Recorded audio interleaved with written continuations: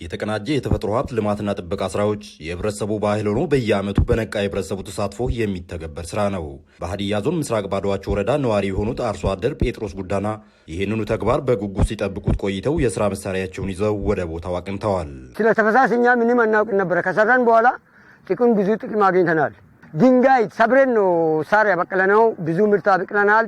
ከዚህ በፊት ዝም ብሎ የሚያድር መሬት በዚህ በኋላ ውሃ ተረጋግቶ እና መሬትም ጎርፍ እንዳይወስድ አድርገን ስንጠቀም ብዙ ምርት ነው የሚሰጠው። የተቀናጀ የግብርና ልማት ጥረት ለቤተሰብ ብልጽግና ስኬት በሚል መሪ ቃል የማዕከላዊ ኢትዮጵያ ክልል የ2018 የተቀናጀ የተፋሰስ ልማት ማብሰሪያ ፕሮግራም በሀዲያ ዞን ምስራቅ ባዶዋቸው ወረዳ አምቡርሴ አንጁሎ ቀበሌ ተካሂዷል።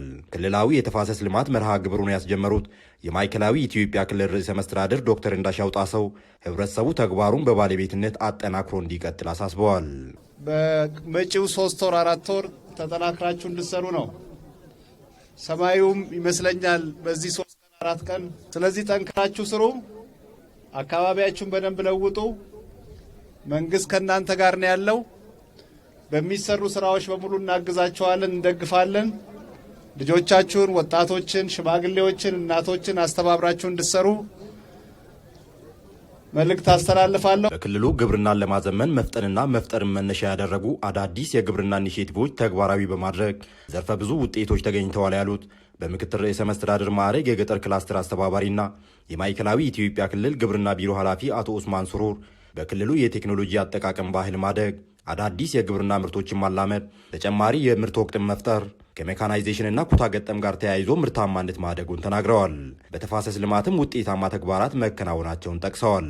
ከዚህ ቀደም በክልሉ ብዙም ያልተለመዱ አዳዲስ የምርት አይነቶች ማምረት ተጀምሯል። ማምረት ብቻ ሳይሆን ውጤት ማምጣትም ጀምረናል። በኩታ ገጠም ወይም በክላስተር እና በመንደር የማምረት ባህል እያደገ መጥቷል። የግብርና ሜካናይዜሽን አጠቃቀም ፍላጎትና ባህልም ማሳደግ ተችሏል። ውሃ ተኮር የአመራረት ባህል አድጓል።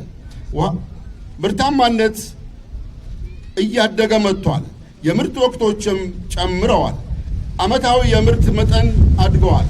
ለማሳያነትም በ2016 በዓመቱ 142 ሚሊዮን ኩንታል ምርት ከነበረበት በ2017 መጨረሻ 159 ሚሊዮን ኩንታል ምርት ማድረስ ተችሏል።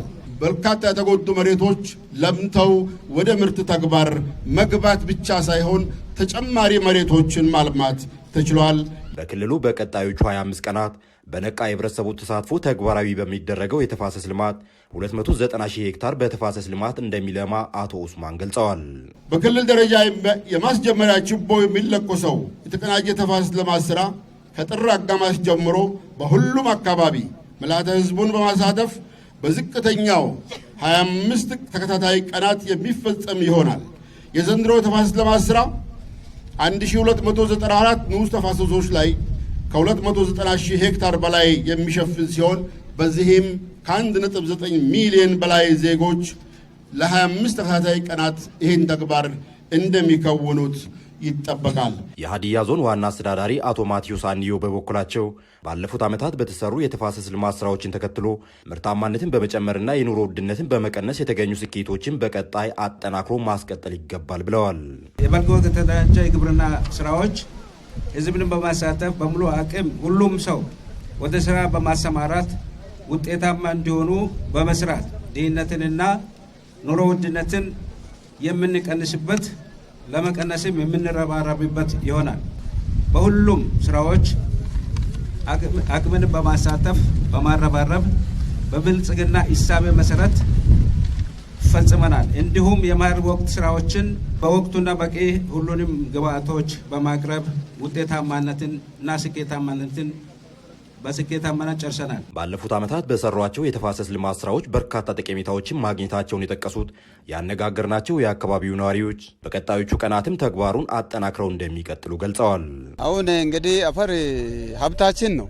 ይሄ ተፋሰስን እየጠበቀን በመጣን ጊዜ መጀመሪያ አፈር እየቀነሰ ከነበረን መሬት እየቀነሰ ስፋቱ መጠኑ እየቀነሰ ነው የነበረው። አሁን ግን ጨምሯል። ለምነቱ እየጨመረ ነው። ምርቱም በዛ ልክ እየጨመረ ነው። ተፋሰስ ሲባል በየቲም በማሰም በቦርቦር ውስጥም ብንቆፍር ውሃ ይተኛል፣ ሳር ይበቅላል። በላዩ ላይ መኖ ሳር እንተክላለን። ጎርፍ የሚሄድበትን መቀልበሻ ማሳዎችን ቆፍረን አሳምረን ነው ያለ ነው። ከዚህ በፊትም አንድ ቀን ከጀመረ የወር ስራ ነው እየሰራ ያለው።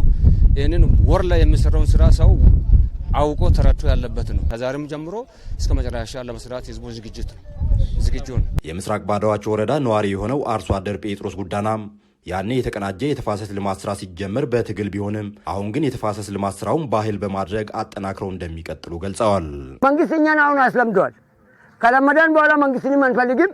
እኛ አሁን በየአመቱ ራሳችን አንቀሳቅሰን መንግስትንም አንቀሳቅሰን ለምን ይቆያ እያለን ለምንድነው ቶሎ ማይመጣ ብለን መንግስት እያቸገረን ነው የምናመጣው።